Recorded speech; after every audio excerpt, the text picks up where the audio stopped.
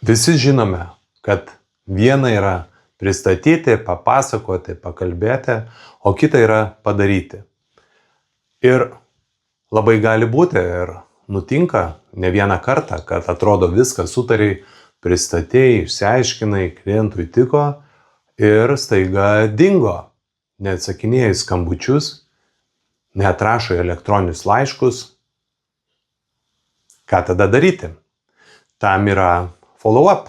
Lietuviškai bandau versti kaip pardavimo vedimas, pardavimo atnaujinimas. Tai mes taip pat tą mūsų klientui darom. Aiškinamės, skambinam toliau, jeigu reikia net ir nuvykstam, parenkam kitus asmenius, jei mūsų kontaktinis asmuo neatsako, kasgi nutiko. Galbūt netiko parinktas pirmas žingsnis, galbūt pasikeitė žmonės, galbūt kažkokios tai kitos aplinkybės, kitokie darbai. Jau šitoj vietoj svarbu nepaleisti pardavimo. Beje, iš mano patirties, čia vieta, kur daugelis vadybininkų daro klaidas, arba perspaudžia, arba visai palieka.